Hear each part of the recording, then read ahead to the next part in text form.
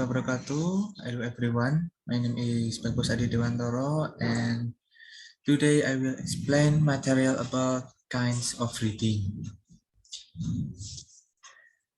And the first, I will explain definition of reading. Reading is a mental process. There are many definitions of reading.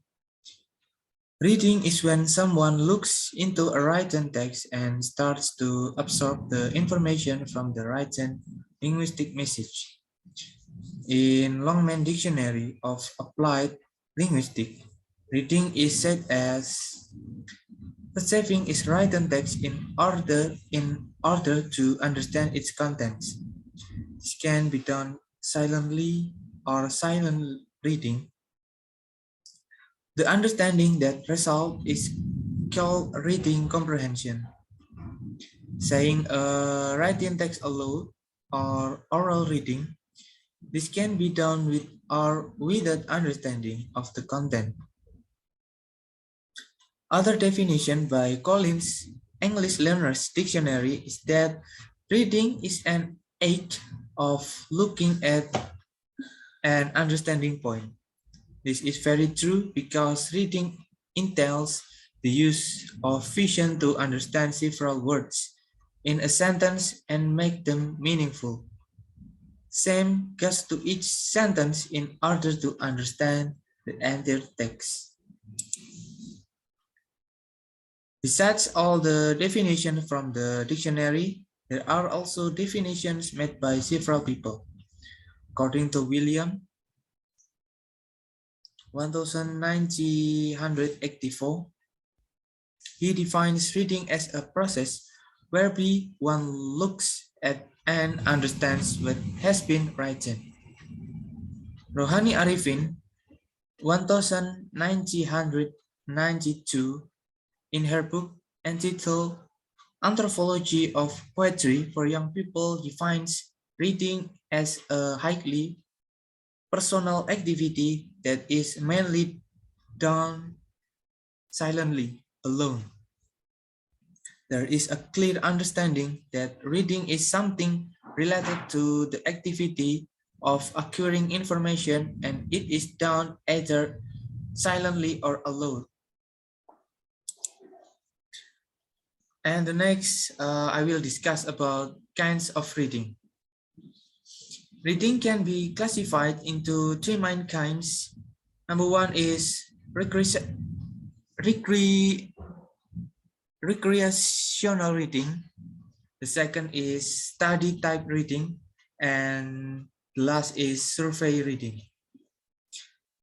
Good readers can easily shift from one kind to another, depending on their purpose for reading and on the material itself. Number one is recreational reading. It's defined as students choosing what they read, where they read, and when they read. Reading for pleasure is entirely student-led and therefore can also be considered to be students taking action. We may be tempted to consider reading for pleasure to be passive action, however, there is far more going on than meets the eye. A student curled up in a comfortable spot, sometimes for hours at a time, is an example of a student taking action. Research into the benefits of reading for pleasure include improvement in reading attainment, in writing ability, text comprehension and grammar, self-confidence as a reader, general knowledge, reading in later life, understanding of other cultures, community participation, and insight into human nature and decision-making, or reading for pleasure, A Door to Success by National Library of New Zealand Service to Schools. In the moment, reading for pleasure is simply the enjoyment of story and the capture of new insight. However, the incidental learning, or read more about incidental learning here. Associated with this action goes far beyond the moment to connect to the significant outcomes that lead to further action throughout their life.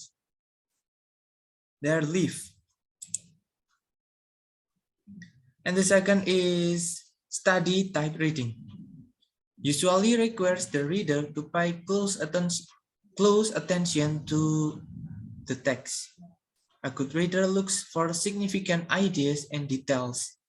The reader then tries to understand how those ideas and details relate to one another and how they fit into the general topic.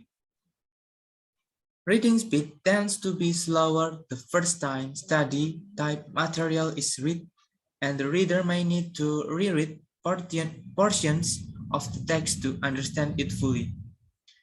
Reading speed may be much faster when the material is reviewed. And the last is survey reading. Involves conferring a large amount of text to get a general idea of its content. In such case, the person may first skim the material to understand the main point. The reader may then look for details that reinforce or illustrate that point. The person may then read some sections carefully to make sure that the desired information has been found. The next point is purpose of reading. Some of the reasons why people usually read. Number one is pleasure and enjoyment. The second, practical application. There is to obtain an overview, to locate specific information, to identify the central idea or theme, and the last is to develop a detailed and critical understanding.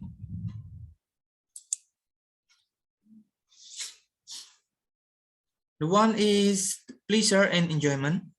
This is probably the best reason to read anything. You have chosen the material for the purpose of enjoying yourself. Reading entertains you, even relaxes you. However, this will rarely be the purpose behind the reading one needs to do for academic purpose. Number second is practical application. Here, the purpose is to gain information that you can apply or use in a practical situation. Books such as laboratory manuals, computer manuals, instruction booklets, and recite books are all texts that you will consult with the purpose of gaining specific information. The three is to get an overview. The point here is to get a general feel for the material, to determine whether it is relevant, useful, up-to-date, and to get a sense of how the topic is treated by the author. Number four is to look at specific information. Sometimes you know what you are looking for, but do not know exactly when to find it. For example, you might be looking for any of the following: a specific quotation, evidence to support a particular argument, details about a specific person or event, a map, a diagram, a statistic or table of statistics. And the five is to identify the central idea of the theme. The purpose here is to extract the essence of what the written material is trying to convey. For example, you might want to identify the major finding in an experimental article in a journal, or the core issue of a discussion paper. And six, to develop a detailed and critical understanding. On many occasions, you will need to masterfully the material in a book, journal article, or manual so that you can evaluate its arguments, perspective, and or evidence. This will require you to, number one is read the material thoroughly. Second is make effective and relevant notes. And the last is keep an open mind by being aware of your own ideas and opinions regarding the issues involved. And the last slide, this is my reference. There is 3. So this is my presentation. I'm sorry if me doing the mistake. See you again and Assalamualaikum warahmatullahi wabarakatuh.